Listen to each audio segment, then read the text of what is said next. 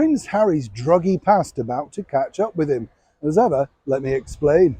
Hi, good morning. How are you? Nice to see you today, whatever you're doing. Also, can I just tell you this story? I really wanted to share this with you because I have it now 100% confirmed from literally the person himself. You know, there's a story been going around for the last few years about His Majesty the King, King Charles III, and how he likes to travel with his own convenient seat. You know what I'm talking about? A toilet seat, cushion seat, that sort of stuff. Now, I don't know about you. I think that's quite a nice idea, actually, given some of the things and places, particularly on trains. Have you noticed how grim those are? Balancing forever, aren't you? Just leave it there. But what's interesting is this story took a life of its own when a particular author decided to claim that Prince Charles likes to take round his own public convenience seat. Wherever he's staying, he must have this fitted upon the royal throne. Quite literally. Totally not true. Literally 100% not true. I've spoken to people that have hosted Prince Charles for weekends and stuff like that. They've never seen it. Nobody's heard it. Confirmed it back from Buckingham Palace. So again, you know, these stories, it's always lovely to share with you because they literally take a life on their own. A little bit like this particular story regarding the former royal known as Prince Harry, because as we now know, he openly discussed in his best-selling book, Spare, about his experiences with drugs, cocaine, all of that sort of stuff. Rather shocking to put it in print, as one would imagine.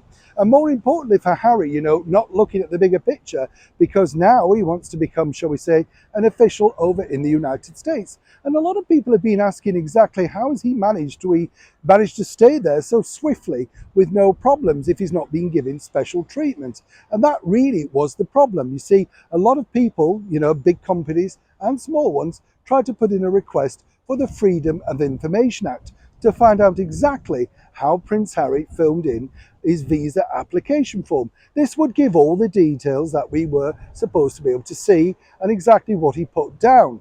Now, of course, the bigger picture for Harry is this paints him as an absolute liar.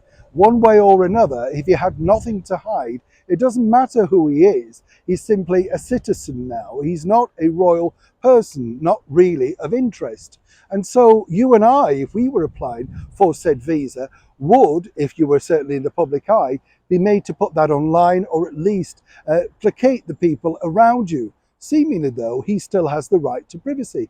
Nobody's sure quite why. But now, very quickly, there's another person coming forward to request it once again, this time a lot harder. And this could be very difficult for the former royal to, you know, extract himself from. What's also interesting to note is this, and this, if I was Prince Harry, I may be a little bit more concerned about, because as we know, the ongoing race for president starts very soon. And even though it's far from over, it could be President Trump once again. And he's openly said that he would welcome to look into this particular matter. Now, you can't blame him, can you? After all, Meghan Markle, Harry's wife, has been less than charitable towards Mr. Trump. You would have thought that he might have had other problems on his plate. But quite literally, Donald is a man who doesn't forget some kind of grievance. And if I was Prince Harry, however settled he feels he is right now under the umbrella of President Joe Biden, that quite literally could be blown away, if not from this very first request coming forward, which is confidential as we're speaking, but further down the line when the presidency changes. As ever, it's a developing and no doubt very worrying story for the former royal known as Prince Harry. My, I bet you wish you'd never put it in the book now. Neil Sean in the very heart of London.